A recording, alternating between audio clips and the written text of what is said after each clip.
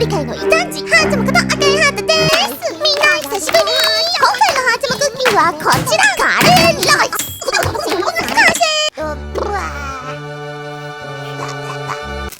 健康にもいい玄米とチーズのオンパレード、チャマカレーの完成。今日も見てくれてありがとう。チャンネル登録と Twitter のフォローしてね。おいハーチャマ、それで満足かよ。適当にレトルト混ぜ込んで完成。料理チャンネルとしてがっかりだよ。こんなんじゃお嫁に行けねえだろうがよ。ハーチャマクッキング。はい、インドの皆さんナマステ。全世界の嫁ハーチャマこと赤いハートです。作るのはカレーライス。ルール説明。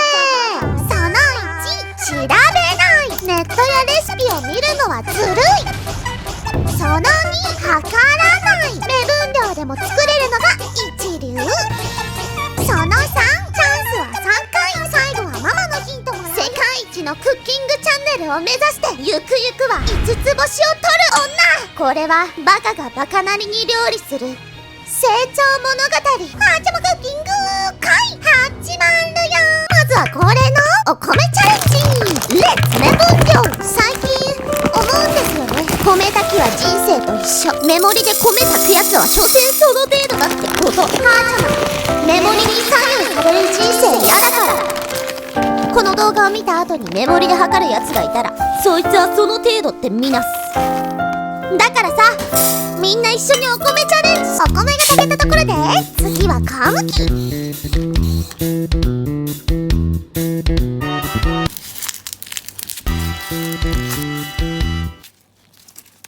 果たしてハーチャマに具材を切ることができるのか。切ったー。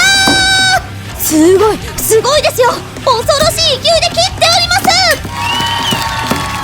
あのハーチャマがついに具材を切りました。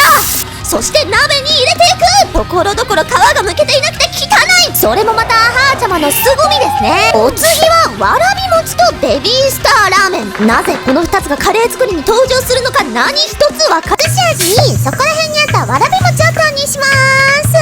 甘さを追加していきましょう。お肉とカレーのルーも追加していきましょう。グツグツしてる間暇なのでお米の確認します。いい感じ。そんな感じでルーの完成。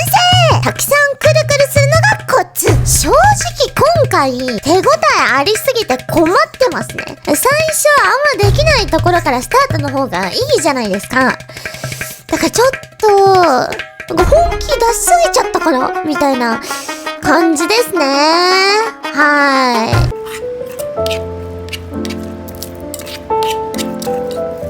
本気出しすぎちゃったかなみたいな。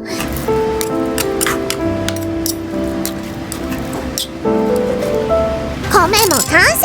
あとは混ぜるだけ。ついにラストスパートになってまいりました。果たしてハーチャマは美味しいカレーを作ることはできるのか。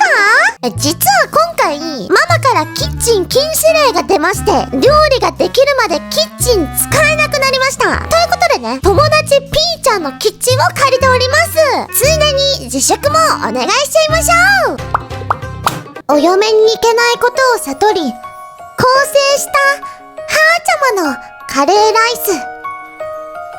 今ではすっかり具材を切ることができるようになりました。お嫁に